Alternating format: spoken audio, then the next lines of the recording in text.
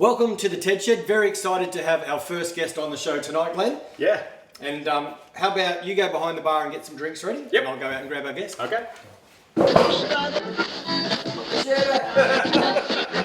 Wow, look at this place. It's good, isn't it? Wow. Yeah, you're over here. Okay. Yeah, What do you reckon? Chair there. This is amazing.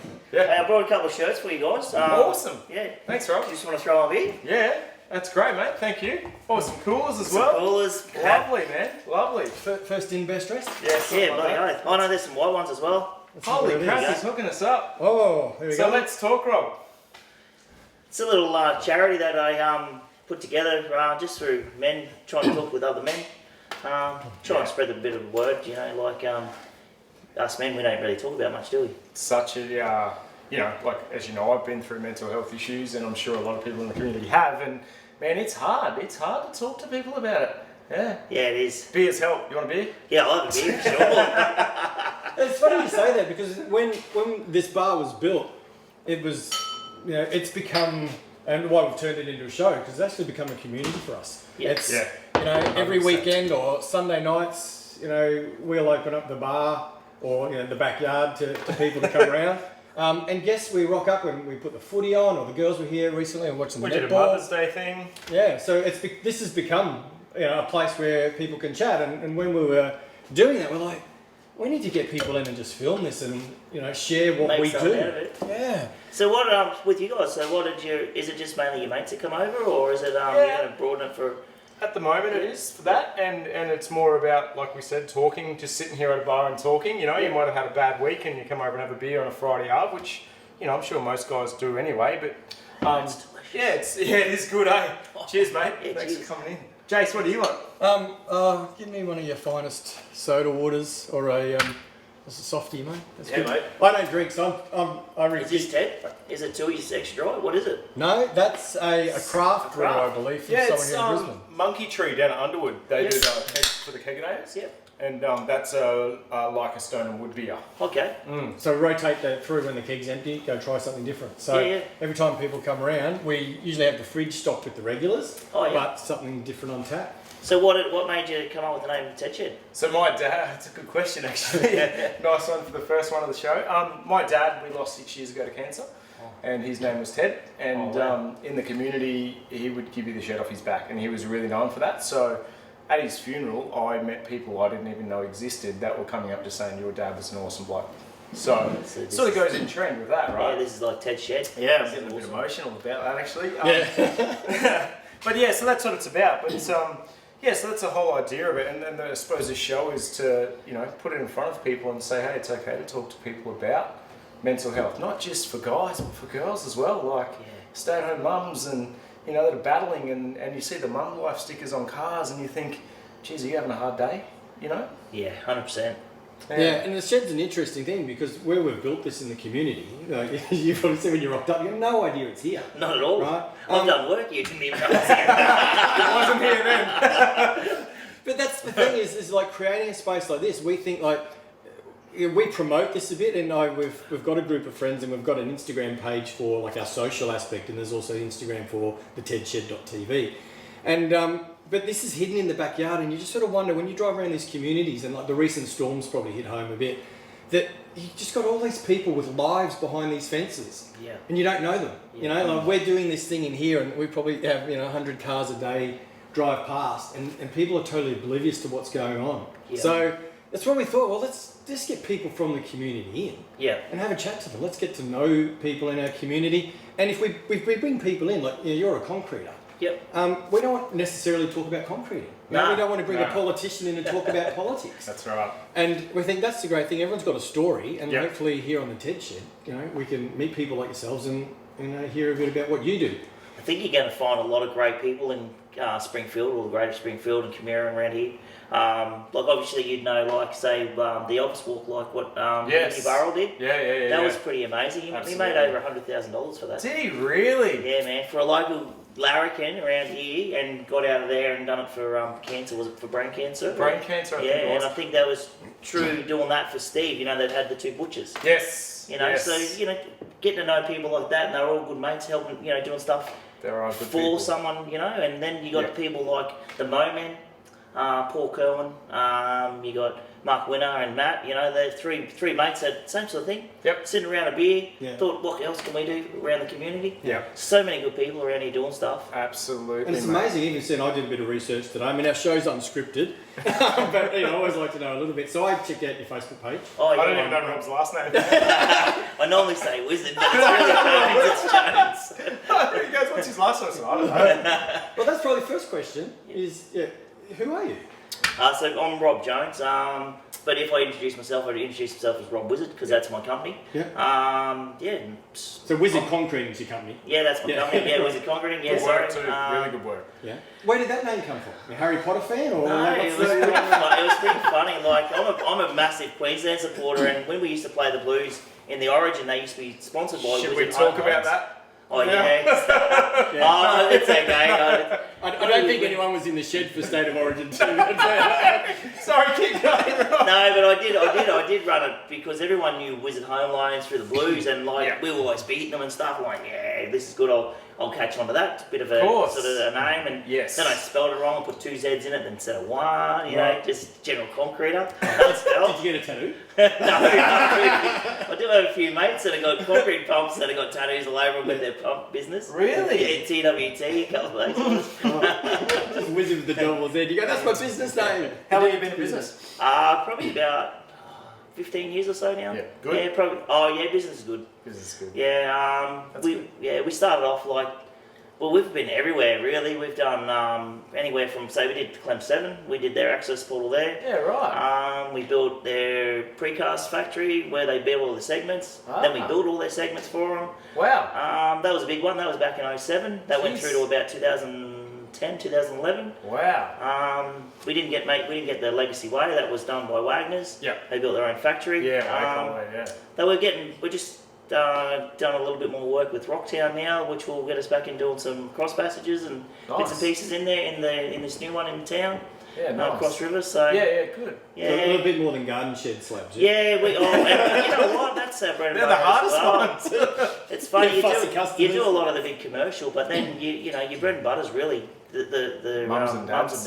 I agree, mate. 100%. I agree with that. You can never miss out on that. We found that when we went to Gladstone for a few years and went up there for it was a 2-week project and it ended up lasting 3 years. Oh wow. Yeah, which just was more work. We ended up relocating and then coming back here was really hard to start again to have all your contacts, but now it's a bit of a balance. You've got to do both. You've got to look after everyone. Yeah, that's right. We've got some really good builders and stuff. Yeah. Yeah. So how did you go with with the turmoil of the last few years? Because obviously, if we rewound just over a year, everyone was saying that industry was going to be doom and gloom, and the housing market was all the builders and everyone were going out. But from what I understand, it went the other way. 100%. COVID, Jace, is that what you're talking about? COVID? Yeah. We had a pandemic where we basically went to lockdown, and everyone's like, this is going to decimate the building industry. And I think the government were handing out money to try and help the building industry, expecting it to go south, but it went north. Oh, it just exploded. And I think what the biggest thing with that in the building industry, everyone was allowed to draw on their super, and then they could renovate homes, and it just big influx on money into the building industry. And mate, I don't think I've been busier. Yeah, so it's a small crazy. business, so I guess that means that you've got like apprentices and a team of guys that you're able to keep Yeah, we've got them a team on. of guys. Yeah, we've got 5 guys that work with us, so it's really good. We don't have any apprentices, but we get the odd work experience and stuff like that through school. Yeah. It was funny. I had an apprentice there at one stage. Oh, not an apprentice, but a guy there for a week. And we try and encourage the young kids, let them try different things and ask them what they're doing. And I called it my own segment, just Ask Sam. So it was a bit funny. So we'd be like, hey Sam, what are we up to today? And I'm just tying steel, or I'm on the chopper, or whatever. So you still do. I mean, I remember back when I was a young guy joining the workforce, used to still send that was a while ago. The apprentices or the new starters always off to the hardware to get something. The long weight, the stripe paint. The left-handed screwdriver, all of that. You still do a bit of that? Oh, you've got to be a bit of a larrikin at work. 100%. Got to be careful about these days too, definitely. right? Yeah, there's look at them difference sideways, they're offended, mate. Yeah. Well, you're not giving them concrete boots, right? Yeah. You're doing a bit of fun. The long weight used to be my favourite because where I worked in retail, there was a hardware just out in the same centre, and they were in on it. So we'd always used to send these guys for the long wait. Did he get a long way? Yeah, they'd rock up and, Wait, that's literally, we hear the stories back from the hard where they go, oh, the young fella came in and he asked for a long wait. So we left him there for about 15 minutes and came back and told him we had one. Bastards. Old men are bastards. Oh. Well, yeah. But I guess with that, like with kids nowadays too, you got to be a little bit sensitive with them. Yeah. But you choose your time and, appropriate times when you can actually bring out a joke or have a bit of fun with them, you know what I mean? Yeah. Because I think they're still got to know that they're the boss, but I mean, you got to be their mate as well and encourage them through 100%. that sort of stuff. Yeah. 100%. Build their trust. Yeah, that's exactly right. So what point through your concreting business career did you just go, okay, I'm going to really try and help out in the local community with Let's Talk? Obviously that's a big thing, and I've spoken to you about going down to the homeless shelters and cooking up barbecues and stuff, and I haven't got there yet, but I do want to do that. What point did you go wake up one morning, Rob? Well, I'll tell you a bit before that. Like I used to do a lot with the footy club, and I used to really love hanging out, and you could see your difference that you're making with the kids and all that sort of stuff. So I was always wanting hands-on and helping out like that. But the big thing with me with the Let's Talk was just seeing how much everyone else was doing around the community to help men's mental health. And then I went through it myself, like with one of my best friends. So it really hit home really hard for me. So It's hard. now I just don't want to ever, not let anyone know that I'm here, or we had a few. I got a few mates that their sons are in the Air Force. Army, the one up in Townsville. The Army. Yeah. And they had two kids in one. I think it was a matter of a month that had committed suicide. We sent up 20 or so shirts, 30 shirts, and just said, man, we don't want nothing for the shirts. Just get some people wearing shirts, get some recognition. Start the conversation. Start to say, hey, why are you wearing that shirt? And then we can actually, break down the barrier. Yeah. That was the biggest thing with me. We try and we do a lot of raffling and stuff, and we try and pay for a lot of the stuff. But man, we try and give so much stuff away for free. 100%. So that way, just all it is doing is actually making awareness. Conversation. And conversation starter. Because I think nationally, I mean, in the industry that I work in, we see in the workplace that we have, are you okay? Yeah. And things like that. But they seem it's that's ticked for the box for the year, but then it's another 365 days before that event to come around. But you've got to be having these conversations regularly, not just it's a once a year event, right? Because people, who could be fine, I guess, start of the year, their circumstances can change so rapidly, and you need to be. It can change overnight. Yeah, exactly. It changed overnight. Like I know with my situation, it was literally like that, and my whole perception had changed, and my mindset had changed. And it is hard to reach out on the other side. Do you know what I mean? As you know, you're Was it hard with you to get through that? Absolutely, mate. Yeah, absolutely. It was really hard, and if it wasn't for my brother-in-law at the time, I wouldn't be here. And if it wasn't for him trying to reach out to me, that's what it's about. And I think that's probably the hardest thing for the stigma around it is people feel weak. People feel. I know when I went through mine, I'm getting really personal now, but when you're in that spot, man, you are just tunnel vision. Yeah. Nothing around you matters. Yeah. And you're going to do what you're set out to do. And like you said, you've had friends that have had their son's suicide. And so, it's a crazy thing. So if it's a shirt that you see or, but it's also as a mate, it's going, geez, Jason was a bit off today. Yeah. Well, it's funny you say that too, because there's probably not a day goes by that we're not on the phone to each other. Yeah. Like I said today, it brings me about something, and I'd always dominate the conversation. I've got to learn to shut up. So he rings me for something. I don't even know what he rang me for. He's probably forgotten after the rubbish you listened to. And then 45 minutes later, he goes, "Oh, hang on, I've still been painting this door." He says, "Yeah, I'll see you this afternoon." I better pack up so I can go home. Got to pack up and get out of there. So, but we're always in communication. But I didn't know what he was going through. Like he didn't share that with me, and that's what hit me when he talks about that as a topic. I was just going, man, I didn't know. Did you find that just talking to him helped you through it? Like without even actually unloading on him? Yeah, most definitely. Yeah. And even little things like just changes your mindset. It might just be a conversation where you have a laugh. Yeah. But on the outside you look fine, right? Like I still ran my business. I had 6 blokes on and everything was fine on the outside, but on the inside, mate, I was a mess. But those little things where you might just have a laugh with your mate or someone says something funny or that could change your mindset for the rest of that day. Yeah. But something very small can trigger you back into that depression like that. Yeah. Have you ever, like, what would you say that if, you know, if I had to give advice to people to talk to, what was the main thing that helped you through it?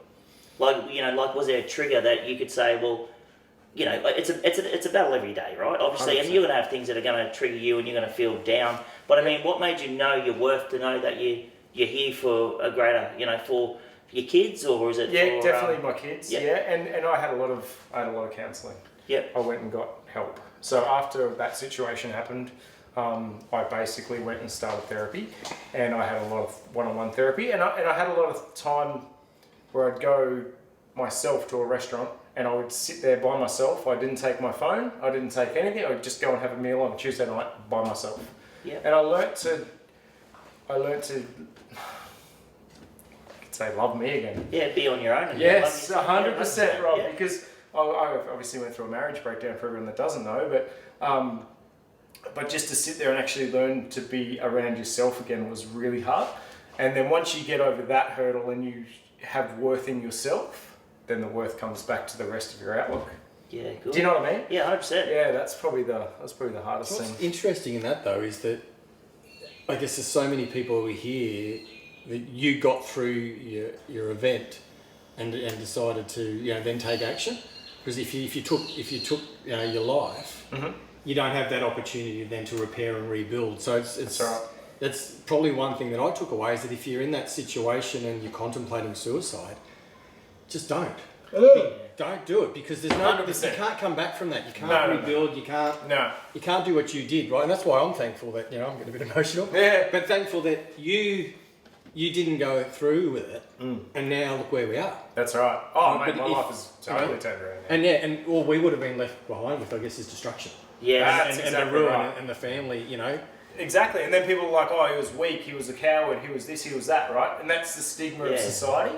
But Bullshit, it's not, man. nah. Bullshit. Man, to take your own life, it would be the hardest thing to do. Oh, 100%. You know, because if you know what your life's about and like what it's worth, Yep. and you know, like, But you lose that. Yeah. You lose that through little kicks, right? yeah, That's what you lose your worth. yep. 100%. That's what I Yeah. think most people with depression and mental health battle with, you know?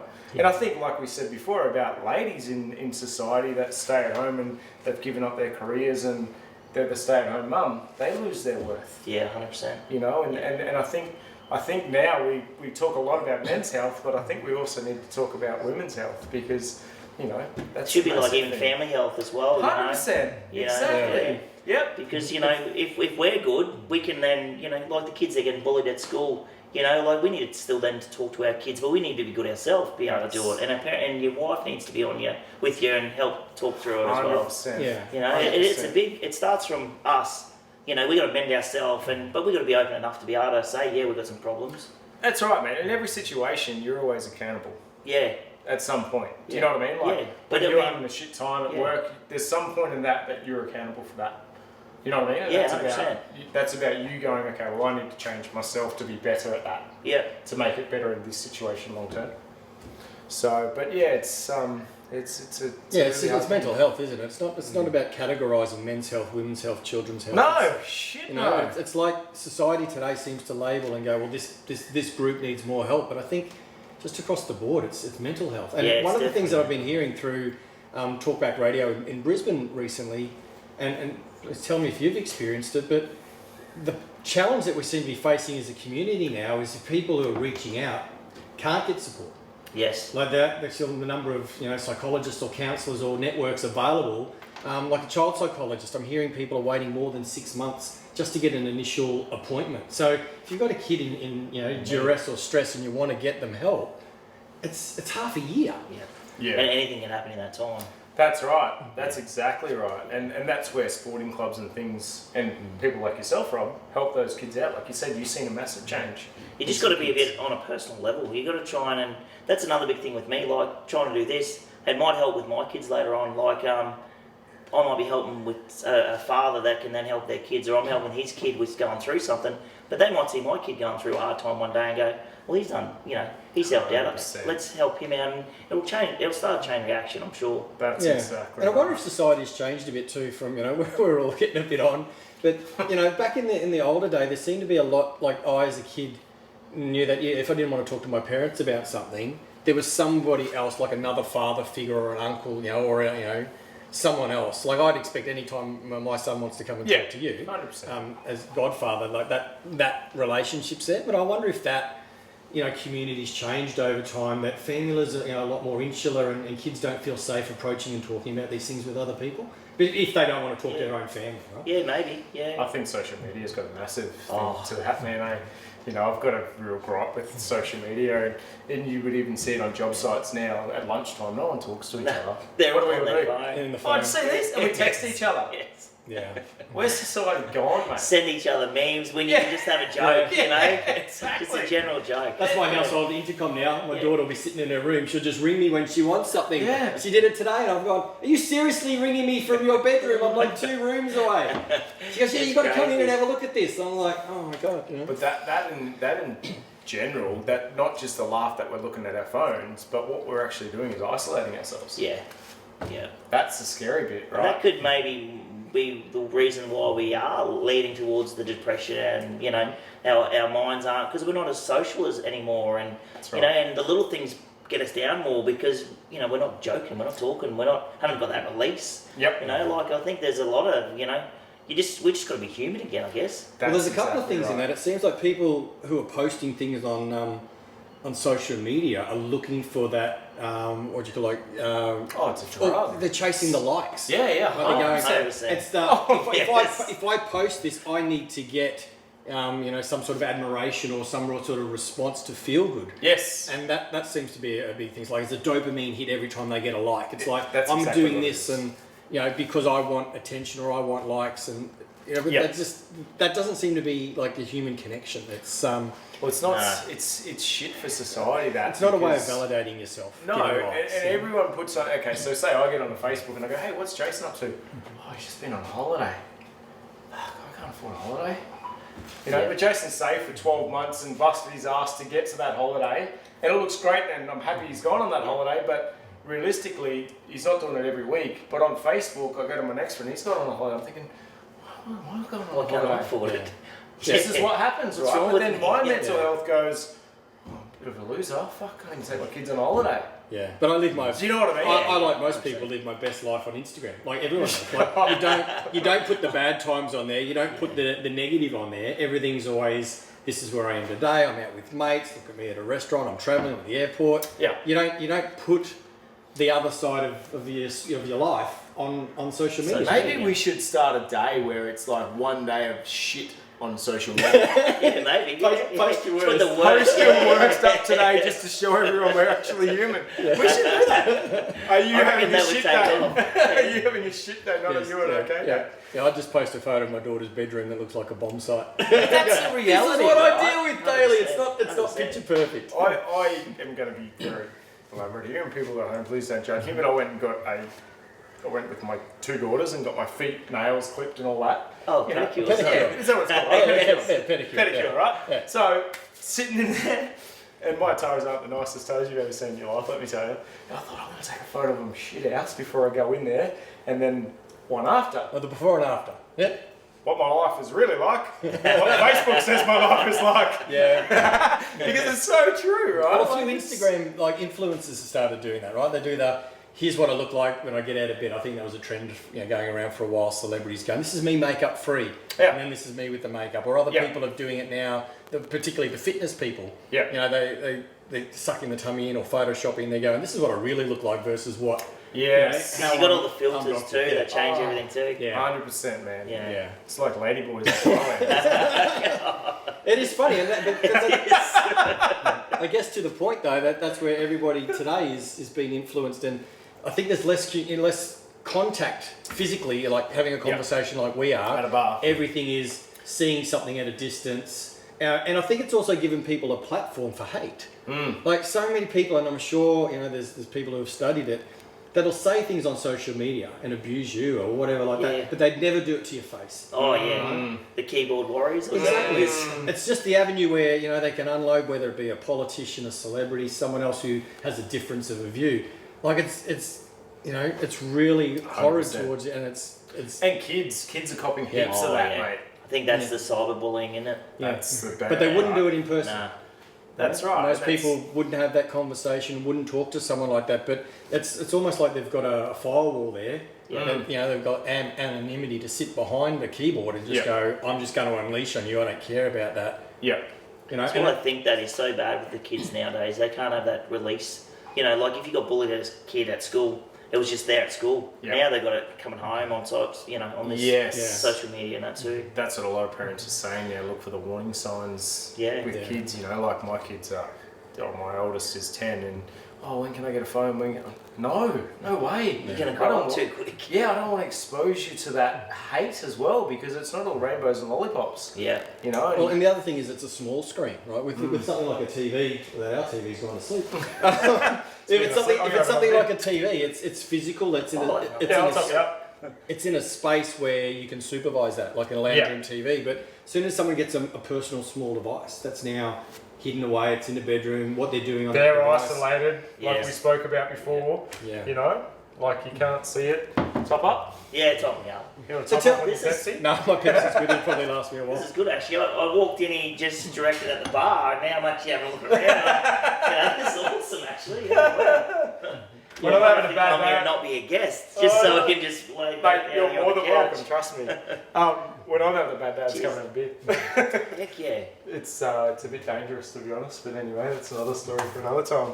And it has become that space, like we were talking It about has. before. It's, you know, it's not surprising. And we're still building it. You know, there's bits and pieces and little things to finish. So, you know, anyone who watches this episode over time, even when I walk in, Glenn's gone off and found something like this little welcome thing and screwed that on the post. And we've got some other stuff down here that's off camera at the moment that's to be mounted, that's been donated. But all these little things that, you know, every week we come here, it's something different and it's growing. But it's been a fun space for us to come, and hopefully over time it'll be a space that if somebody, you know, wants to sit down and have a chat, as Glenn says, you know, he just throws out there on social media going, hey, the shed's open. Shed's open 3 p.m. this Sunday. And people just, you don't know who will wander in. And that's just our friend circle at the moment, obviously. But my idea, or our idea, Jason and I built the bar together, was so the bar for us come about. I had some leftover timber after my new partner moved in, and we built some new rooms in the house, and I had some leftover timber. I was like, I'll build a bar. Don't do things in halves. And I bet you that little bit left over timber you had. It's just in the bar, and it's literally just about there. And then you're going to buy all this extra stuff. It's amazing. You can actually see it. It's that little bit of framing there, and this bit here, but everything else is imported. Yeah, that's exactly. But the idea for us going forward is to have it as a safe space on a Friday afternoon or a Sunday afternoon, and it won't be 100 people here, but it might be just 10 people, you know, or like Jason we've thought about memberships, where the Ted Shed has a membership where the shirts cost us $20, it's $50 for a membership, and $30 will be donated to Let's Talk or another local charity in the area. Yeah. So that it basically gives back. So people can come in, have a bit of a beer, a laugh.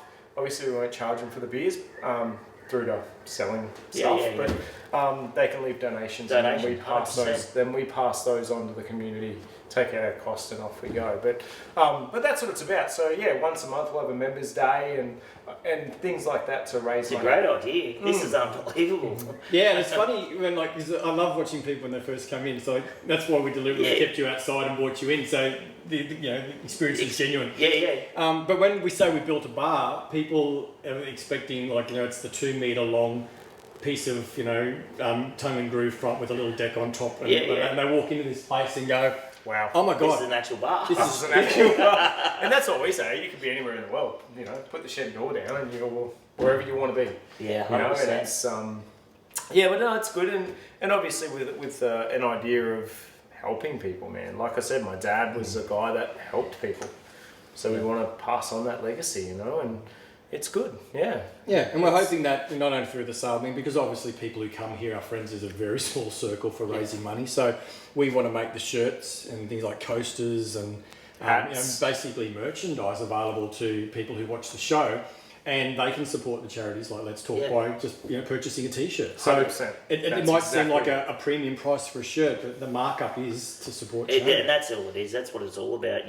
You can sell one shirt, which then you can buy. You can give away 3 other shirts Yep. to somebody that can't afford it. And then we've actually, instead of having one shirt out the door, we've got 4 or 5. That's right. And it pays for itself, and it's letting the word out there, isn't it? And Yeah. giving that shirt to someone that maybe can't afford it, or that gives them a leg up that day, and they think, oh, geez, life is okay. Yeah. Do you know what I mean? Just Yeah. little things like that. Like, Who doesn't like getting something? Like it just puts a spring in your step. exactly. You go, here, man, have a shirt. And people are like, oh, wow, thanks for that. Yeah, it's awesome. And that's what it's about, lifting the spirit. And they're comfy. Yeah, exactly. I'd put one on, but I don't want to scare the viewers at home. No, it's all right. I'll wear one in the next episode. Yeah, that's So, cool. can you tell me, Rob, what do you do as the charity? I mean, like you say, you hand out the shirts and stuff, but do you get out in the community and? Yeah, so we get normally on a Friday half, we'll go down and sell some meat trays. That's what sort of funds it. Yeah. And then, we have been getting down to Helen's Haven. She's doing a really great job down there with the homeless. So, a few stats that you might know, there's there's over 150 people in Goodna alone that are homeless every night. And, Wow. Yeah, and Helen will house up to 87 every night. Is that right? Yeah, and it's just amazing on how many. She's got extra houses, rental property. She's got the Waroona Hotel. She's making these pods now that where you can actually buy them and you can sticker them all up with your own business on them. Let's Talk and Wizzard, we're going to actually buy 2. We're going to buy one each. Okay. They're about $3,000, but you buy them, you sticker them up, and that actually gets 2 people off the street every night. She's doing, I think, That's 12 amazing. of those. We should talk to Alan. Yeah. Yeah, there's Seriously. That is awesome. and I think the majority of the homeless at the moment is women, because it's through domestic violence and a lot of it is through drug abuse and Yep. maybe they're not drug affected but they grew up with drug parents and they find themselves homeless even at 18 because their parents have died or something's Wow. happened, and there's all sorts of circumstances. It's been good to be able to go down there and talk to people and you get another understanding. Because you always sort of think, oh, homeless, mate, get out there, get a job, your life will change. But, some people are born into it or they've got areas where they can't change. And what she does down there, she actually, she'll get you in there, even if you're 18 and you don't have a license or you don't have an ID, she'll get you social security card, she'll get you an identity, she'll get your birth certificate. She doesn't do it all for free. She'll make them pay something so that they know. It's accountable. You keep them accountable. But she'll teach them hygiene, general hygiene. She'll teach them, how to speak to people, how to be around people, be social again, that sort of stuff. So what she's doing down there is great. And, we've been down there, we've been helping out down there for probably the last 12 or so weeks. Yeah. And just with little things like taking some sausages down there, 10 kilo sausages, cook them up, get to chat with people and just hearing a few of their stories. Yeah. That's a real eye opener. That was a good one for me to see that. Absolutely. Those numbers are amazing though, like you say. Hell yeah. That's in one suburb. Yeah, that's good Wow. alone. Yeah, that's, Yeah. I grew up in Goodna, as Yeah. you know. Yeah. So if you said, I'd hate to think what Brisbane would be. Oh, in- man, in- thousands. you know? Thousands. And we don't see it. We might see the stuff on it in America where you see the TV shows and you see the homeless, but I think a lot of people are really sheltered from it because you don't see them until later on at night or when they might be in parks and we're not really going to these parks or we're not going to places and seeing it. No, but we're sitting at home in our aircon with Yeah. the bloody heater on. or Yeah. at the beach or Yeah. we're at somewhere or we're in a, we've got blinders on. But yeah, in the city Yeah. you might see someone in an alley with a little cardboard at Yeah. home and a shopping trolley with basically their life in that. Yeah, And they're only sporadic, but it just sounds like for everyone you see there's probably another 10 that you oh, don't there's or plenty, more, and it's crazy. And isn't it crazy, like you're saying, she's teaching them hygiene? Yes. We take that for granted. Yep. Yeah. That was, when you were talking then, I was like, are you serious? Oh yeah, it's crazy. And mate, and the thing is, she's not even government funded. She does all this on her own. So Wow. she does it through donations. She does it Yep. through the op shop. She's Yep. got that op shop. Oh, she had the op shop there. Yeah, she does that as well. Man, she started off having a pretty rough time, 20 years ago. Turned her life around, and thought she could help people. Man, she's an inspiration. She really is. That's Yeah. amazing. Yeah. I was fortunate enough to meet the guys from Orange Sky, doing some work for them as charity work. Went into their offices just out of the city, I think, around one of the racetracks there. and I had a look at their setup, and they started off just doing mobile washing machines in vans, Yeah. For just the to go out homeless. so the homeless can have somewhere to wash their clothes. And then Simple things they've- like that. They're then- massive. Then they've done a combination of a van that's like showers, like a stand-up shower and that. So just homeless people have got somewhere to, you know. Yeah, because you imagine you can't shower for a week. Or, Oh man, you know, yeah, some of them might not shower for months. months. Yeah. You know, and like that's The just shit. basic That's stuff that services. we just We take for just granted. take for granted, right? Yeah. How do you combat that on a big scale Yeah. without government help? Well, it's hard. also people like yourself, Rob, who Yeah, but we don't do half as much as I'd love to, but you know, like, But you're doing something, mate. yeah, That's the bit. If everyone does something, yeah. or everyone helps out in some way, we make a difference. I've met people from down selling meat trays, and they've been down there. They've actually donated beanies to them. Yep. There's other people that'll go down and donate groceries and different things. You know, so it is good, like with how much the community do for each other. Yeah. And a lot of them, they don't make. It could be you that's doing it, and you don't get the recognition, but you don't do it for it. That's exactly You're right. just going to do it because you actually just want to help. That's Yeah. exactly You know, and that's right. what I love about our community. I think there's so many people that are like that. Yeah, I agree. Well, Yeah. the floods were like that. I think Yeah. even before the Mud Army went out and was organised by the government, I think the day, from memory, I think after the floods subsided, we were in your ute driving around just random houses through Yeah. the back of the Goodner area Yeah. where the water had just gone down and people are literally just standing shell-shocked in their front yards looking at the house trying to work out what to do. You know, Yep. we were in the ute, just went around and offered any help what we can. And I think we did that for like 2 days, Yep. going into people's homes, and we were just, you know, having a chat and go, is there anything we can give you a hand with? And Yep. and then it was like, you know, a day or so after that, you know, the Mud volunteers Army. and the Mud Army arrived, which was great. But it was pretty incredible just to see that we weren't the only ones doing Oh it. shit! Yeah, No, that's there was so many thousands people of came people out. doing it. Yeah, that's Yeah, right. we were fortunate that, you know, we weren't inundated where we were, but we just knew people a couple of kilometres down the road had pretty much Yeah. lost everything. I remember that really well. My daughter was just about to be born, my eldest daughter, and I remember coming home and going, the most we ever pulled out of one house was a metre by metre square that was salvageable. The rest of it you just throw in the bin. Yeah. And you're like, Yeah. those people weren't insured because through Brisbane Terrace, a lot of those houses through there, they didn't have their own personal insurance. Yeah.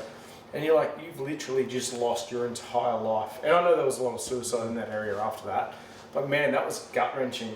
You know, like to Yeah, see that, it was 100%. terrible, mate. Like, and you're like, well, that's all we could save. And then I've seen some people also going in I'm not going to say they thought it was a game because that's not the right wording, but you can see they were just throwing shit out the street. It's like, we were actually asking, did you want to keep this? Yeah. No.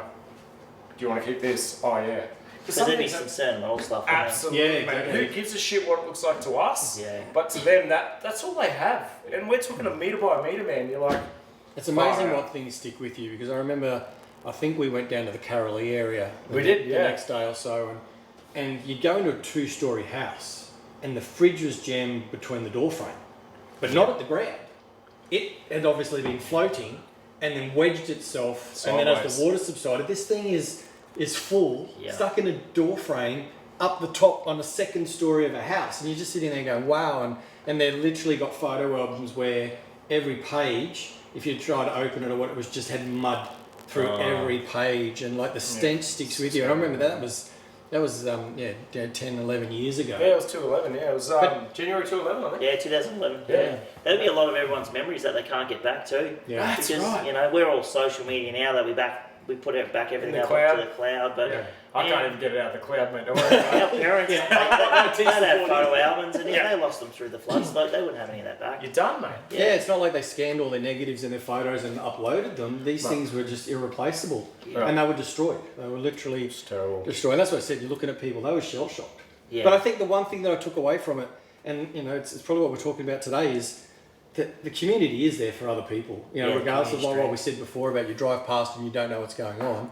When we had the storms here, Oh yeah, that's You know? massive. That was massive, I yeah. think you lost nearly half of Springfield. yeah. And the thing that surprised me is I'm just on the other side of the highway here, and I've got video of the hail landing in my yard, and they were cricket balls. They're not, you know, I'm not exaggerating, going, oh, it was the size No, of this. they were. My kids, I've got photos of my kids standing there with these, you know, apple-sized or cricket ball-sized hail, 100%. and when it was landing in my yard, they were coming down hard, and luckily I got no damage. And then, but that same, you know, Yes. storm literally Wow. 300 metres from where my house, these people have had their roofs destroyed, their ceilings caved in, and their houses are uninhabitable. Oh my God, missed it by 300 metres. Could you hear the sound of it all? Because a lot of Oh, people hear I it spoke coming. to I sounded was stuck like in it was the a shed. wall Yeah. scene or something, wasn't it? 100%. Yeah. I just got my Ram, Yeah. and I literally was like, oh no, it doesn't look that bad. And my Did you get it undercover? It was Mate, parked here. the bar wasn't in here. I literally jammed it in here. I got the door down, Rob, and next minute, bang! Oh, I thought a tree fell on the shed, man. Yeah. So I was stuck in here with my brother and my kids, with my partner Christina, and all the kids were inside. And mate, they were coming in that hut. They'd kill you. Oh, yeah. Oh Yeah. man. And the sound was horrendous. Yeah. Like, my kids still have nightmares. Like, if there's a storm coming, my kids freak out. And we're Yeah. 8 months on. Wow. And You you're can hear like, it coming. holy It's one of those shit. things, like you hear this thundery rapture, and it's obviously the hail hitting all the tin roofs and pergolas, you know, and it's just this big, Yeah, and coming. it's crescendoing, and it just gets louder. Next thing in your front yard is this thump, and this massive hailstone lands on your concrete driveway and just shatters. And next thing there's another one, and then the ferocity just increased. And I'm sitting there going, wow, this is intense, right? I had no damage. My That's solar panels were unbelievable. fine, my roof was fine, not a dent in my pergola. And these hailstones, and then, like I said, Glenn's got going, smashed, yeah. he goes, Yeah, I got yeah. smashed. And I'm like, I was serious, up I've on come the roof. round. And yeah, the roofs were just I had caved 50 in. broken tiles and. I think just- there's still a lot of people still like, and they still will be another year before they're actually back in their homes too, Yep. isn't it? 100%. Yeah. And you think of the mental health just in this Springfield Lakes area right now. Yeah. You know, like I'm doing some work locally today, and I drove up Lakeside Avenue, and there was a house there where they're demolishing the house. Start again. It's done. Yeah. And you're like, that was a family, or that was a person, or, you know, it might have been a renter. But so many rental people in the area, 300 people after that storm had nowhere to sleep that night. Yeah, displaced. Wow. Yeah. Well, how does You it, wonder what does where that they do? go, eh? Well, that's right. Yeah. And, you know, they set up evacuation centres and all that sort of things. But what does that do long term to people's mental health? Yeah, 100%. 100%. You know, and that's, and we all go, hey, the storms are done, we move on in a couple of months, the media moves on because it's over and they've got on to something else. Yeah. And you But shine what's from- left behind, and where do those people go to get help? Yeah. But then take that as It's the hard bit, what's right? really interesting. I mean, it's somewhat from a selfish point of view. I guess most Australians haven't experienced it, so there's no empathy for those people. Yeah. It's like, oh, whatever, you're insured, well, you've got insurance, rebuild. But then you look at it, you go, well, how many times has North Queensland been devastated by cyclones? Oh, yeah. Then we had bushfires, which, you know, started in Queensland, moved through New South Wales and devastated these townships in Victoria. Yep. Yeah. You know, so you just, there's so many of these events, and it's not until, you know, like our community here has been pretty well escaped most of it, apart from the floods, which was Yeah. nearby, but personally not impacted. No storms or devastation, bushfire in area, not impacted. Yep. But it's when you do Yeah. then get that, it's like you start to get that empathy for these other people who have not gone through it once, but they get cyclone after Yeah. cyclone. They've been through multiple bushfires. You realise, And imagine Those if you guys added, are tough. say, Yeah. a marriage breakup with it as well, you know? Yeah. Like, I had a friend that did the 11 floods over his two-storey house, over the top, went through it, they rebuilt, they had a few, like, rainy seasons, they were going to get flooded again, didn't flood again, but then, you know, they were living downstairs in, like, a 3x3 bedroom until he could actually rebuild it. Rebuild it. And his marriage broke down. He lost his marriage over it. You know, like Wow. he got to a point where he thought, you know, that it would be better not have been around. But Yep. he's strong enough. And if you ever went out to his house now, mate, it's amazing. But the strength of them, you know, people some people are really resilient, and you know, like this probably made me a little bit teary. You can be talking to him, and like I would talk to him, but I wouldn't talk to him. But he would say, like, just being able to talk to you was enough to get you through at times. Do you know what I mean? Just knowing that you could talk. Yes. So I know it's hard, like, because sometimes when someone's going through something real bad, you don't know what to say. They just want to hear you. And, Yeah. and what you said earlier was great, where it can change your mental, your mindset on something. One thing you Yeah. say can change my outlook for the entire Yeah, day. you know, like, and I guess people don't understand what they can give to somebody else through going through it, and that's all it has to take is just answer the phone Yeah. when they ring. You know what I mean? Like, it's just sort of. I'm rambling a bit there. No, with that, no, but I not mean, at all. It was sort of a little bit close to me, that one. Like, Yeah, I just yeah. yeah. well, I've Absolutely been right. fortunate enough that I've, not gone through what Glenn's gone through, what you've Yeah. gone through. But what impacts me is seeing my mate go through it. Yeah, You know? 100%. And that's the thing that sort of really hits me. Is just going, damn, I'm here for you, dude. all you got to do is ask. But maybe it's Like I some said, of the it's times hard to reach out sometimes. right. That's it. I'm there, and there's probably everyone in the You feel like a community's burden, there. mate. You're like, Yeah. they don't want to hear about my issues again. No. Yeah. You know, As soon as they've we heard found out, 300 it's like, times man, before. anytime you want to come, I'll drop anything. I'll be there for you. Yeah. You know, and that's what we did for quite a while. 100% There was we did, every mate. time we were doing something, I'd pick up the phone to Glenn, going, "Hey, we're going here, mate. Do you want to come out? Don't sit at the house by yourself." Christmas Day by Let's go do yourself something. without your kids the first time Yeah. is the hardest. Yeah. And it's not, my ex-wife we had them half, there's no issues there, half a day. But that morning waking up and you've got a Christmas tree there and no one around it, Oh, it'd be lonely. That's hard, man. Yeah. that's hard. And that's where you need your friends. And Jason actually said to me, "What are you doing today?" I said, Yeah, "Oh, come nothing, around for brekkie and And have that's Christmas the with us. difference, right? It's like, it's little things like that. And that could be just to your mate on a Friday afternoon, "Hey, let's go out and have a steak tonight. Yeah. How you feeling?" Yeah. I've booked a table.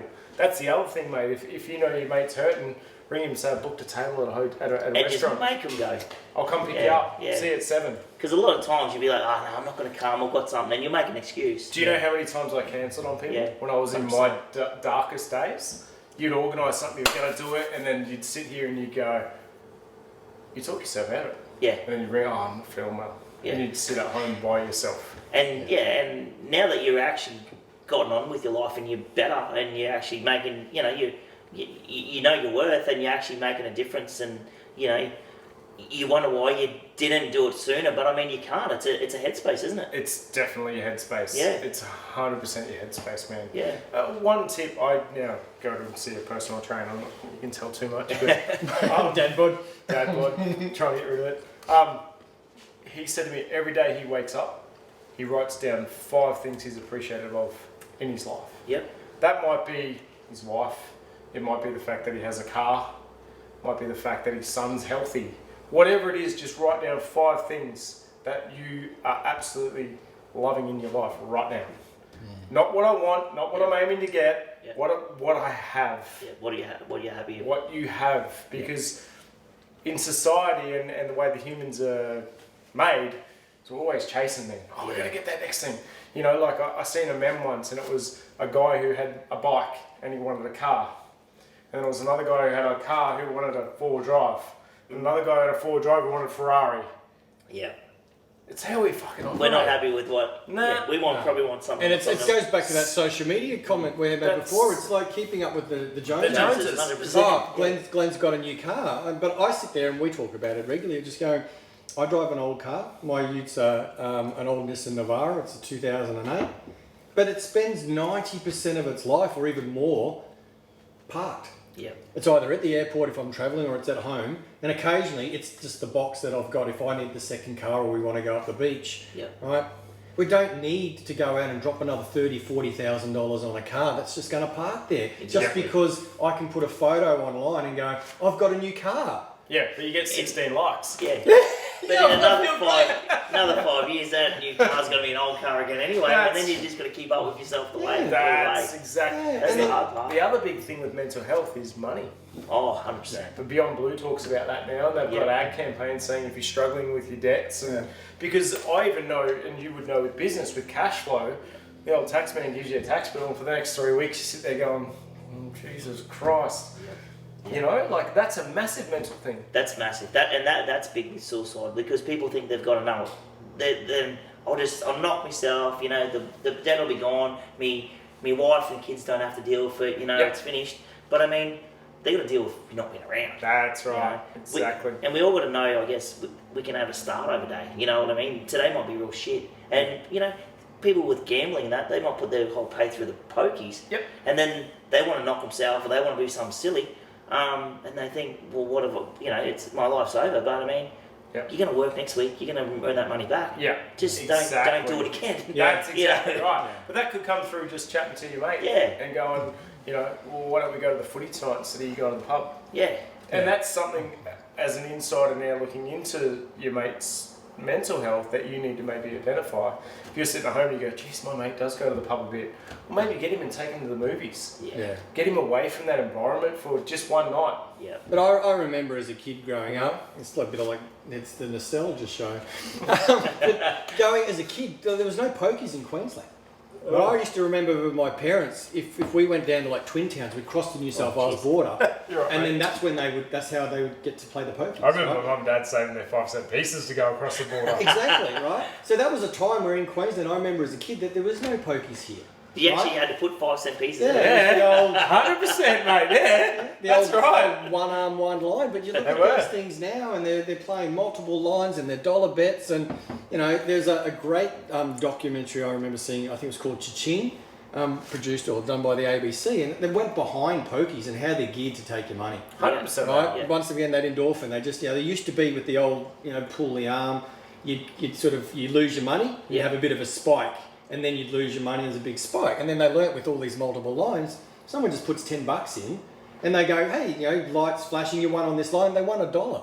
Yeah. They put 9 in to win $1, but Yeah. that person thinks I'm winning. Yes. Yes. And then Yes. $100 later. But the thing is, the government's they're enjoying that revenue. Oh, yeah. And I course think they it's a are. double-edged sword too when you get the community grants where they use that gambling fund to give back to the community. But Yeah. my fear is, what about all those problem gamblers that have in these situations because they've put that money through, 100%. and the governments are just, and the clubs and everyone are just addicted to that revenue. Yes, 100%. And the kids of the people that put this money through the pokies probably don't have the new shoes, and then they get bullied at school, and then that's the flow-on effect of these Yes. poker machines. Yeah, You but know, I'll win like it all it's- back. I'll just put another 20 in, and I'll, because I know 100%. someone who put $20 through the other day and And won won 80 20 grand. Yeah, right, exactly. Yeah. I did work Unicorns. for a lady, and I'm not going to go too depth into where she's from, but she had a $12,000 a week habit on the pokies. Yeah. Wow. And she had a husband that could fund it, but it was 12 grand a week. That's Yeah, ridiculous. that's incredible, isn't it? But then you've only got to look at sport now. That's Like we're, honest. Imagine what you could do with 12 grand a week. You can buy a race. You can buy a race car. Yeah. I said, yeah. Don't talk about that. But I mean, even now you look at sports, like every time, and it's a constant conversation. I know there's people trying to battle it, but every time you turn on the TV now, footy games. Now, you'll have 2 ads in a row from different bet companies. Betting agents. And then during the thing, and almost during the telecast down there, they got the live, Yeah. everything is just encouraging people. Look, it's so easy. Pick the phone up and place a bet, and then they do all these multis and guaranteed. So It's just Wizzard's, taking money. so it used to be cigarettes, right? Yep. And so I'm going to elaborate to what you're saying. So when does it actually get to a point where they're going to say now all this gambling is actually leading towards mental health and suicide? You know what I mean? Well, Because that's right. That's what I was trying Kills to get. people like Yeah. smoking. Yeah. So maybe there needs to be some sort of direction with that. Yeah, and that's 100%. probably a fine argument in the community though, because there's probably responsible gamblers. Yeah, yeah. But there's I'm not- responsible smoking. Well, exactly. I don't have to smoke 50, I No, have to and smoke I 5. think that's the hard argument. Is so many people go, well, it's my choice. If I want to smoke, if I want to gamble, if I want to drink, you Yeah. can't tell me what to do. But then there's other people saying, but we can see the harm that does in the community, and there's people who aren't like you. We need to try and help those people. And I think that's the balance of trying to, Yeah. can you ban gambling? No, For you No. can't No, ban it. right? But I mean, the it's, government go broke. But you could ban the advertising during yeah, broadcast. 100%, That's right? what I think would be a big thing because, and I'm not anti-gambling, like, No, no. but I mean, if we're not introducing the kids to, oh God, we can go out and gamble, like when we're 18, Yeah. because they're watching on footy, Yeah. Well, that's exactly right, Rob. Yeah. And that's the thing. We're training our 10-year-olds that are watching the State of Origin on Saturday night. That hey, if I put $5 on here, I might win 10. Yeah. yeah. Yeah. So is that the right thing to do for the community? No.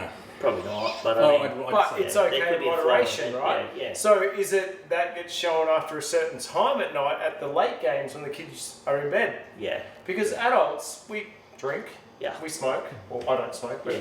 people in the community do, and that's okay because it's not illegal. But there's times for that, and it's Yeah. not around children. Yeah, I think, definitely censor it a bit. But the Yeah. challenge with censoring is most people don't consume media today through television either. No, yeah, it's all Right, so on it's phones, fine to isn't go, it? oh, Channel 7, Channel 9 or any network, you can't show these ads until after 9 p.m. But there's nothing stopping those ad companies running, banner ads on side of, sports Yeah. sites, magazines, news sites, inside of games. Yeah, Right, so the exposure, and I guess the way people are Still consuming there. it, how do you police that? yeah, you probably can't. It's hard. Yeah, It's hard. I guess it's just going to come down to parents. Parent thing, right? Yeah, That's yeah, right. And like, I think that's pretty loose now, isn't it? Yeah. You watch your kids today, they're 13, 14, and man, they're doing things that 18-year-old kids are doing, Oh, 100%. dressing like 18-year-old Yes. kids, and Yes. and that's concerning because, I don't know, man. Like, I've got a lot of girls in my house. I've got 5 girls and 2 boys in my house, and I worry about the girls. Oh, I you don't will? want them to get old, mate. Yeah. Seriously, I don't. Yeah. You know, I know how boys think. Oh, 100%. And the way they're dressing at 13 now, well, yeah, it's not good. And we're not allowed to bash them anymore, so That's right. maybe we are. No, and I think that's really just an interesting challenge. And I don't think anything that we're experiencing here in our time is any different to probably what our parents or we've just got different technologies. There's different platforms for communication. Gambling's probably always been around, but in different forms. Yeah. We've just got different channels now. It's 2 up in your day, wasn't it, Jax? I still do enjoy 2 Up though. I've never played it. No, Really? Yeah, no. Sorry, keep me going, neither. Jax. I'm not that old. I'm bashing you. No, that's all right. Oh, I'm the only old one. Oh, yeah, you tricked me into that one, boys. Yeah, nice. I think I am the youngest. you measure how old you are these days by which vaccine you can have. Oh, no. Let's not talk about COVID. But it's funny, like in society, I guess, I consume a lot of content. I like to try and get across topics and that, like Glenn and I were talking about for 45 minutes today. You can read one thing, but if I read something, I go off and research it and get multiple sides of the story, right? Because I just think everything I'm told is BS until I validate it, effectively. And when you look at things like, I've been into some docos on financial stuff and that, and today you might turn around and say things like Afterpay are really bad, right? And financial advisors, and we obviously don't give any financial advice on the show. Definitely not.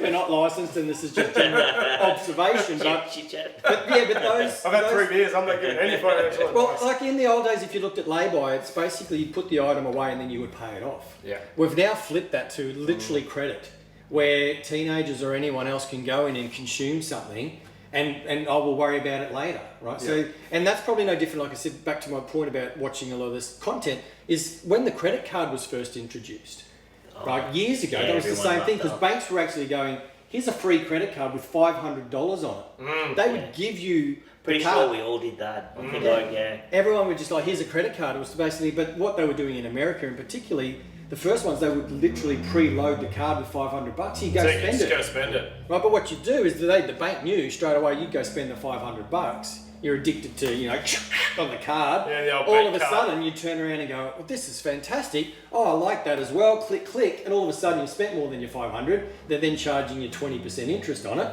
And the bank goes, that $500 I gave you, man, I've just made that Yes. back. $3,000 now you've got to pay back to pay it And you're a off. customer for life, and I've got you addicted to credit. So I think the challenges that we see today with things like Afterpay and all of those other, systems are no different to what previous generations had. It's just a different technology. Different way around. But that's the danger I think our kids are faced. It's this 100%. instant money, worry about it later. Yeah. Well, money's cheap, right? Oh, yeah. 1% interest, money's cheap. Yeah. People say to me on my job, do you do Afterpay? I said, yeah, after I finish the job, you pay. exactly. That's simple. All right, so should we wrap? I think we should. Look, we've gone on long enough, and we've probably not trying to bore our audience. Hold on, before you wrap, I just poured a beer. Let me get Rob out. I've got gotta something get a shirt special for for you. Rob.